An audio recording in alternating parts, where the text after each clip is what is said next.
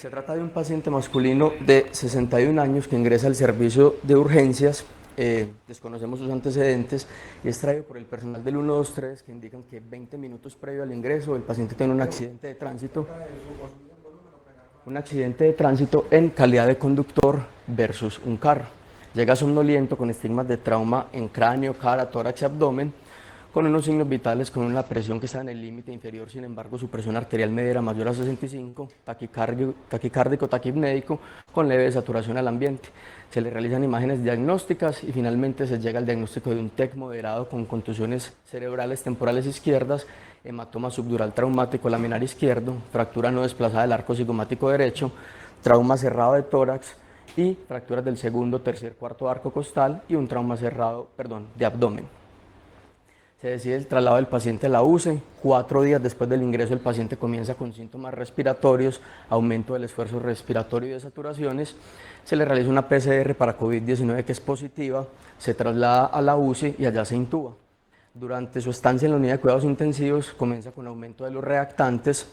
Se le realizan unos rayos X de tórax en los cuales se evidencia que tiene una consolidación bilateral, que no fueron visualizadas en las imágenes de ingreso. Se considera que ocurre con una sobreinfección bacteriana, se le inicia manejo antibiótico y adicionalmente en los exámenes de control se diagnostica que tiene una hipocalemia y se inicia la reposición. Al día número 15 de la estancia hospitalaria, el paciente comienza a presentar distensión abdominal progresiva y deciden de manera inicial mandarle unos rayos X de abdomen, que son estos.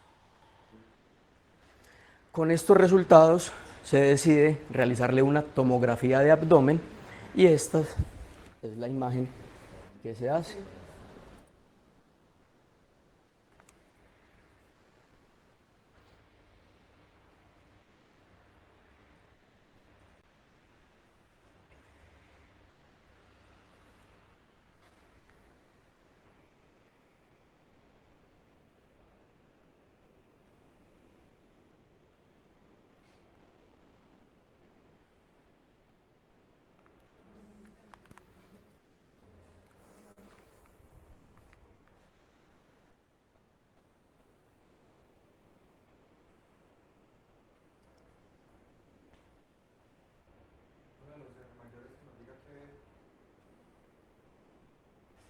Pablo, por ejemplo.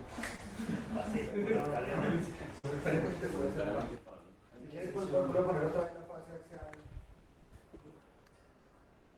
Hay que entre todos, pero pues hay consolidación inflamatoria, fases pulmonares, laterales, una extensión marcada de todo el marco ecológico.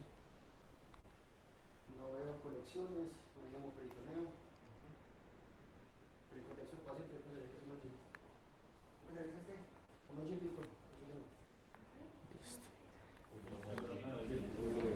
Y entonces se le realizan las imágenes y la lectura oficial de la tomografía dice que tiene distensión del marco cólico, que es compatible con un síndrome de Ogilvy, y que adicional a eso hay burbujas a nivel del recto que pudieran sugerir una microperforación.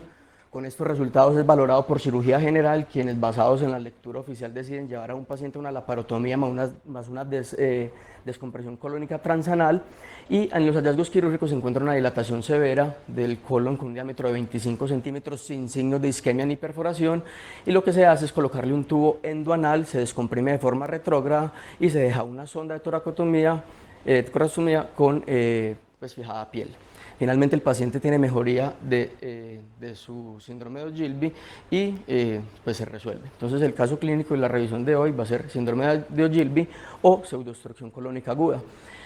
Para comenzar entonces hablando, vamos a mencionar un poquito la historia, y es que este señor que fue el doctor Ogilvy es un señor, pues era un cirujano nacido en Valparaíso, Chile, pero pues de toda su familia era inglesa, formado en Inglaterra, y lo que él hizo fue que en 1948 reportó 2 casos de pacientes que les llegaron al servicio de urgencias con sintomatología sugestiva de una obstrucción intestinal, y que cuando fueron llevados a la laparotomía se encontraron que a nivel del colon estaban perfectos, pero lo que él sí encontró es que a nivel de los ganglios mesentéricos tenían infiltrados que pudieran sugerir que estuviera cursando esos pacientes con una malignidad. 10 años después, el doctor Dudley lo que hace es, a él les llegan una serie de 10 pacientes que presentan exactamente la misma sintomatología de obstrucción, los lleva a la laparotomía y no encuentra que cursen con ninguna anormalidad colónica.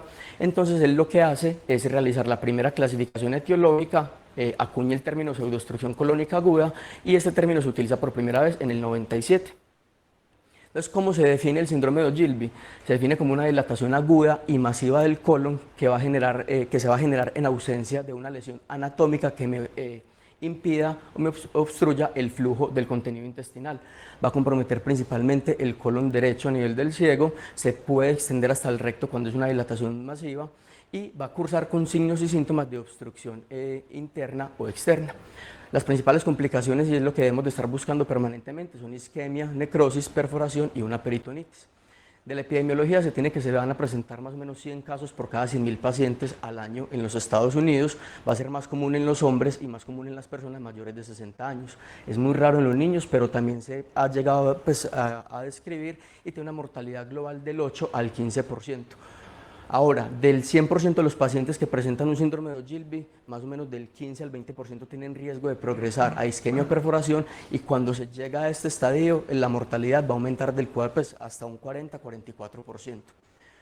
Va a ser un cuadro que va a predominar en los pacientes que están hospitalizados, críticamente enfermos, con infecciones muy severas, múltiples patologías de base y también se ha llegado a describir como una complicación de la cirugía, sin embargo se dice que es muy raro.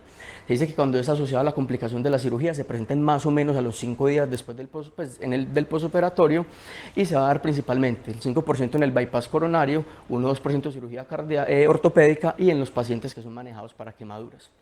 La etiología es muy variable, vamos a ver que tenemos desde el trauma, infecciones, causas ginecológicas, cardiovasculares, neurológicas, malignidades gastrointestinales, metabólicas, el trastorno hidroelectrolítico, causas pulmonares, renales, cirugías de trasplante, farmacológicas, principalmente los opiáceos, y causas misceláneas como el abuso de alcohol o inclusive las causas idiopáticas que pueden llegar a estar presentes hasta en el 5% de los casos.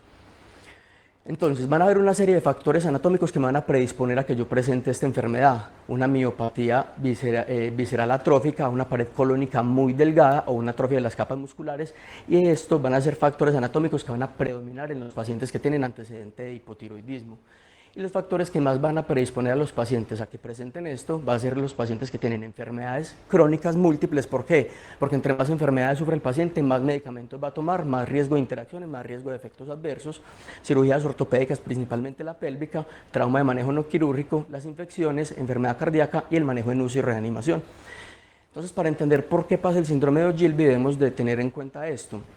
Lo que es el sistema nervioso parasimpático, principalmente las raíces superiores y a nivel de S2, S3, S4, lo que va a hacer es estimular el vaciamiento gástrico, mientras que las cadenas simpáticas que van desde T11 a L2 lo que van a hacer es inhibir la motilidad intestinal. Y aquí es donde viene la primera teoría del por qué se genera el síndrome de Ogilvy, y es que hay un desbalance entre los dos sistemas. Se dice que en este va a predominar más el estímulo del simpático más que el parasimpático. Pero lo que se dice es que no tanto se aumente el simpático, sino que el parasimpático por algún motivo deja de funcionar y esto es lo que se llama la teoría de la enervación. Ahora, dentro de las otras causas que vamos a tener está la hormonal, principalmente la prostaglandina E, que es la que me va a generar una contracción longitudinal del tracto gastrointestinal, favoreciendo el vaciamiento. Las causas infecciosas, donde están principalmente los virus, y el que más se habla es el virus del herpes zóster, porque lo que se dice es que me va a ir a generar una neuritis a nivel de los plexos lumbosacros y me va a interferir en toda la transmisión del impulso nervioso, metabólicas, alteraciones hidroelectrolíticas y la uremia, farmacológica principalmente los opioides, y la vascular, la hipoperfusión esplénica. Entonces lo que nosotros debemos de hacer es sospechar cuando el paciente tiene la clínica, realizar paraclínicos, imágenes, el diagnóstico con la meta de descartar complicaciones y dar un tratamiento oportuno.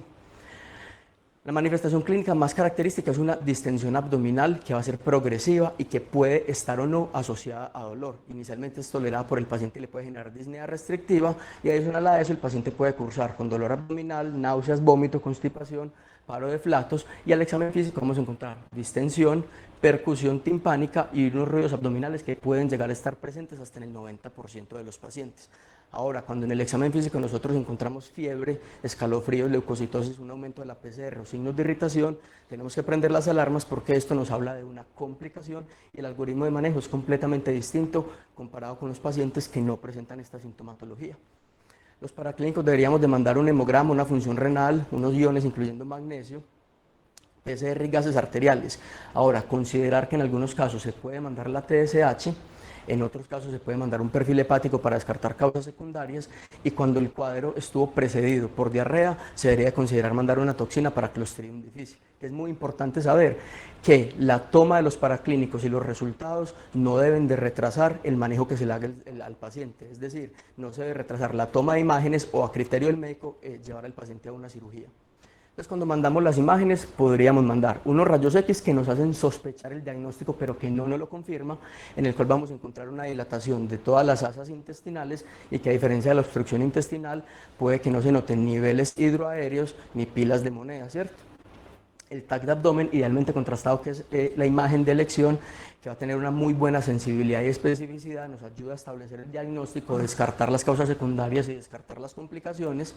Y es muy importante porque en la tomografía nos ayuda a medir el diámetro, la extensión de las asas, y esto es muy importante. ¿Por qué? Porque cuando hay una dilatación que va entre 9 a 12 centímetros, el riesgo de perforación es muy alto, y que cuando los pacientes tienen dilataciones mayores de 12 centímetros, el 25% de esos pacientes va a llegar a presentar una perforación o alguna complicación.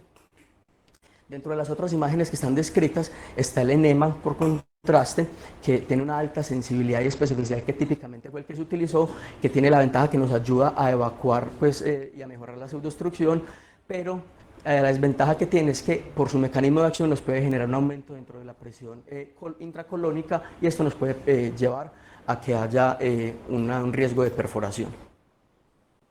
Muy bien. Entonces, dentro del manejo que le podemos dar a estos pacientes, vamos a tener un manejo médico o un manejo quirúrgico. El manejo médico incluye medidas de soporte, neostigmina y la descompresión, y el manejo quirúrgico es al cual vamos a llegar cuando hay de entrada presencia de complicaciones o cuando este manejo médico fracasó. Entonces, ¿de qué depende que yo lleve al paciente de manera inicial al uno o al otro? Depende del estado clínico del paciente, si está inestable, si está séptico o irritado, el riesgo de perforación, sobre todo con diámetros mayores de 12 centímetros, si hay complicaciones sospechadas o confirmadas, y el pronóstico del paciente dependiendo de la edad, el tiempo del inicio de los síntomas, sobre todo cuando llevan más de 6 días de instalado el cuadro, y el tiempo desde que se instauró el manejo y si respondió o no. Entonces, este es el algoritmo que les traigo, ya lo vamos a desglosar, pero básicamente me voy a enfocar en el primer paso, que son las medidas de soporte, el segundo, que es cuando debemos de dar neostigmina, el tercero, que es la descompresión, y el cuarto, que es llevar a un manejo quirúrgico. Entonces, la primera parte del tratamiento de entrada nos dice, cuando usted tiene un paciente que tiene síndrome de Ogilvy, tiene alguna de las complicaciones, sea isquemia, perforación o peritonitis. Si la respuesta es sí, nos vamos de una al manejo quirúrgico. Si la respuesta es no, debemos de preguntarnos cuál es el diámetro de la distensión. Si es mayor a 12 centímetros, si es menor de 12 centímetros, entonces lo que vamos a hacer son medidas de soporte. ¿Y qué son medidas de soporte? Es darle al paciente nada bioral, realizar una descompresión con sonda nasogástrica, darle líquidos, corregirle los trastornos hidroelectrolíticos si los tiene o no, quitarle los opioides y todos los desencadenantes, evitar los laxantes y, sobre todo, estimular la deambulación, y cuando el paciente esté en reposo, idealmente decirle que se acueste en una posición que simule la posición fetal, ya que esto ayuda a evacuar el aire que nos está generando la distensión. El manejo conservador, cuando lo estamos realizando, deberíamos de entonces hacerle un examen físico, imágenes y paraclínicos cada 12 horas, buscando si el paciente tiene mejoría o complicaciones, y este es un manejo que no se debería dar por más de 48 a 72 horas. Si en este tiempo el paciente empeoró, debería ser llevado a cirugía. Si en este tiempo el paciente empeoró o sigue igual, debemos de pasar al segundo paso del manejo, que sería darle neostigmina. ¿Cómo sabemos si está mejorando o no el paciente? Pues mejora la distensión, mejora el dolor, tiene paso de flatos y presencia de deposiciones. El segundo paso, entonces, cuando no tiene mejoría con el manejo conservador, sería darle neostigmina. La neostigmina lo que me va a hacer es que va a actuar como un parasimpático mimético, me inhibe la acetilcolinesterasa, entonces me genera un aumento de la motilidad intestinal, tiene muy buena tasa de éxito, pero tiene una recurrencia que es bastante alta, y es por eso que se dice que cuando le damos manejo al paciente con neostigmina y ese manejo es exitoso, le debemos dar polietilenglicol para evitar que se presenten recurrencias de los síntomas. ¿Cuáles van a ser factores de riesgo para que este manejo fracase? Que sea una persona joven, que sea hombre, postquirúrgico, que tenga alteraciones hidroelectrolíticas. Ahora, siempre debemos de disponer atropina por el riesgo de bradicardia que se puede generar en estos pacientes, y las contraindicaciones para dar este manejo sería un paciente que tenga retenciones urinarias, úlceras gastroduodenales, infartos de miocardio reciente, asma, acidosis, bradicardia, que esté utilizando de manera concomitante beta bloqueadores por lo mismo del riesgo de hacer un paro, y cuando hay enfermedad renal crónica con creatinina mayor de 3. Respecto a la dosis, hay digamos, dos formas en las que la podríamos dar. La primera es dar un bolo de 2 a 5 miligramos, pasándolo lento en 5 minutos, haciéndole un monitoreo visual y un electrocardiográfico continuo al paciente por al menos 30 minutos y esperando que presente una respuesta en más o menos 20 a 30 minutos. La segunda opción es hacerle una infusión continua entre 0.4 y 0.8 miligramos por hora por 24 horas. Ahora, si le hacemos, independiente de la estrategia que nosotros escojamos, el paciente no tiene respuesta a ese manejo inicial, pero persiste hemodinámicamente estable y no sospecho que tenga complicaciones, podría llegar a considerar dar una segunda dosis. ¿Cuáles son los efectos adversos que tienen estos pacientes? Entonces, los efectos adversos se van a presentar en el 10% y el principal va a ser un dolor abdominal tipo cólico. Pueden tener cialorrea, náuseas, vómito, bradicardia, hipotensión, convulsiones, asistolia o broncoconstricción y diaforesis. El polietilenglicol entonces es utilizado para evitar la recurrencia. La otra opción es realizar un bloqueo epidural con lidocaína con bupivacaína para bloquear las fibras simpáticas de T11 a L2, y medicamentos que no tienen ningún tipo de evidencia y que no están indicados sería dar eritromicina, naloxona y domperidona. Ahora, cuando avanzamos en el manejo, si de pronto la neostigmina no fue eficaz, debería yo llegar entonces a realizar una colonoscopia o manejo quirúrgico. La colonoscopia de descompresión tiene una tasa de efectividad que es aceptable, sin embargo tiene un riesgo de perforación del 2%, mortalidad del 1% y una recurrencia hasta del 40%. Y es por eso que cuando yo realizo una colonoscopia de descompresión que es exitosa, también debo de dar polietilenglicol. ¿Cuáles son las recomendaciones que hemos de tener en cuenta para realizar esta colonoscopia? Lo que nos dicen las guías es que primero no necesita una preparación y que esto, si bien es algo que juega a favor del tiempo, digamos, para realizar el procedimiento, también es algo que juega o que tiene algo en contra, y es que necesita una persona que sea experta en la paroscopia, porque va a ser mucho más difícil la visualización de las posibles lesiones. Cuando vamos a sedar al paciente no debemos de utilizar benzodiazepinas ni opioides, no utilizar enemas antes del procedimiento porque aumentan el riesgo de perforación, utilizar la mínima insuflación posible. No es necesario evaluar todo el colon, y lo que nos dicen acá es que si tuviéramos que escoger una parte mínima hasta donde llegar, sería el tercio distal del colon transverso. Si podemos avanzar sería muy bueno, pero no es necesario teniendo en cuenta los riesgos que existen. Idealmente dejar un tubo de descompresión que nos va a ayudar a estar realizando descompresiones repetidas. Ese tubo de descompresión se debería dejar por mínimo 24 a 48 horas y se debería de lavar cada 4 a 6 horas. Y adicionalmente tiene la ventaja que nos ayuda a dar el paso del polietilenglicol. Entonces, cuando nosotros realizamos una colonoscopia, visualizaríamos algo así.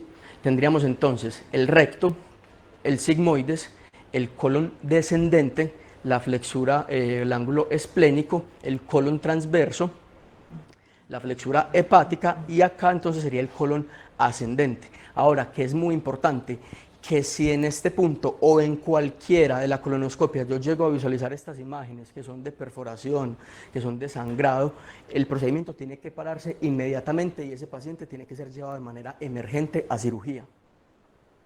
Cuando hablamos entonces de la cirugía, vamos a tener las opciones de la colostomía, colectomía, inserción del tubo transanal por la parotomía y una cecostomía. Podríamos realizar una colostomía que tiene una buena efectividad, sin embargo tiene una mortalidad que es considerable. Podemos realizar la inserción del tubo transanal dejando una sonda de Faucher, y que es un procedimiento en el cual se hace guiado por las manos del cirujano, o una cecostomía que tiene una mortalidad del 41% y que como complicaciones podría llegar a tener infección, fuga y desplazamiento del tubo. Entonces lo que se hace es realizar una incisión para dejar un catéter, un tubo a nivel del ciego. La colectomía ya va a estar indicada cuando los pacientes tienen necrosis o perforación, pueden ser parciales o totales, y idealmente se debería de evitar cuando detectamos que el paciente tiene el síndrome en estadios iniciales llegar a este punto, porque la mortalidad se puede llegar a aumentar hasta el 42%. Como entonces algoritmo final y de repaso, tenemos que cuando sospechamos o confirmamos un diagnóstico por un síndrome de Ogilvy, lo que tenemos que hacer es realizar las imágenes, ver si podemos dar un manejo conservador y si es exitoso continuar la vigilancia. En caso tal que fracase, ver si se le hace colonoscopia o descompresiva o neostigmina, y en este punto hay varias controversias porque algunos autores o algunos artículos recomiendan realizar primero uno sobre el otro, pero cuando se realiza una revisión sistemática comparando los dos se ha encontrado que no hay una diferencia significativa respecto a los desenlaces. Sin embargo, lo que sí puede jugar un poco a favor de la neostigmina es evitarle el procedimiento, pues, digamos, al paciente con las posibles complicaciones que pueda tener. Y si no, el paciente pues no es candidato al manejo conservador, o si ya fracasó a este manejo, realizarle un manejo quirúrgico y posterior a eso seguirle haciendo un seguimiento. Como conclusiones tenemos que es una entidad poco frecuente de etiología muy variable, siempre considerar el diagnóstico en los pacientes que tengan síntomas obstructivos, el diagnóstico temprano y el tratamiento oportuno nos van a prevenir las complicaciones, el manejo médico conservador es la estrategia de elección en el paciente en la cual las condiciones lo permitan. Se debe realizar una evaluación y monitoreo del paciente constantemente para ver si progresa a complicaciones y si requiere o no intervenciones adicionales, y se debe evitar llegar a la cirugía por su alta morbimortalidad. Muchísimas gracias.